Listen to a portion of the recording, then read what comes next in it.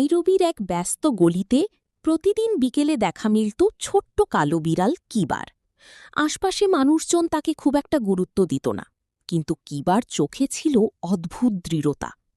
একদিন শহরে হঠাৎ ঝড় এলো, দোকানপাট বন্ধ, রাস্তা ফাঁকা। সেই সময় কিবা দেখতে পেল এক বৃদ্ধা রাস্তার পাশে আটকে পড়েছে। সবাই নিজের নিরাপত্তা নিয়ে ব্যস্ত, কেউ সাহায্য করতে এগিয়ে আসছে না। কিবা ধীরে ধীরে তার কাছে গেল, গা ঘেঁষে দাঁড়াল, যেন সাহস দিচ্ছে। কিছুক্ষণ পর কয়েকজন পথচারী সেই দৃশ্য দেখে থেমে গেল। তারা এগিয়ে এসে বৃদ্ধাকে নিরাপদ জায়গায় নিয়ে গেল। ছোট্ট কিবার এই কাজ যেন সবাইকে মনে করিয়ে দিল, সাহায্য শুরু করতে বড় হওয়া লাগে না, লাগে শুধু একটা মন। কিছুদিন পর শহরের আরেক পাশে খরা শুরু হল। পানি সংকটে পড়ল অনেক মানুষ। কিবা প্রতিদিন দেখত শিশুরা লাইনে দাঁড়িয়ে পানি নিচ্ছে।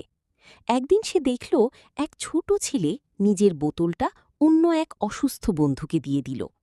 কিবা চুপচাপ তাদের পাশে বসে রইল। এই ছোট্ট ঘটনাটা তার মনে বড় একটা শিক্ষা হয়ে রইল। অভাবের মাঝেও মানুষ ভাগ করে নিতে পারে। পরের দিন থেকে কিবা প্রতিদিন ওই জায়গায় বসে থাকত, যেন এই দৃশ্যগুলো সে মনে রাখতে পারে। তার চোখে তখন আর শুধু কষ্ট ছিল না, ছিল আশার আলো। সময়ের সাথে সাথে সেই এলাকা ধীরে ধীরে বদলাতে শুরু করল। মানুষ একে অপরকে সাহায্য করতে শিখল। দেয়ালে আঁকা হল নতুন রঙিন ছবি, একতার গল্প। কিবা এখন আর একা নয়, তার চারপাশে অনেক বন্ধু। একদিন সূর্যাস্তের সময় সে রাস্তার মাঝখানে দাঁড়িয়ে চারদিকে তাকাল। তার চোখে ছিল শান্তি আর গর্ব।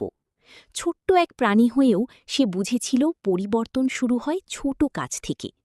কিবা মাথা উঁচু করে সামনে তাকাল, যেন বলছে আমরা পারি। সেই মুহূর্তে পুরো শহর যেন নতুন করে বাঁচার শক্তি পেল।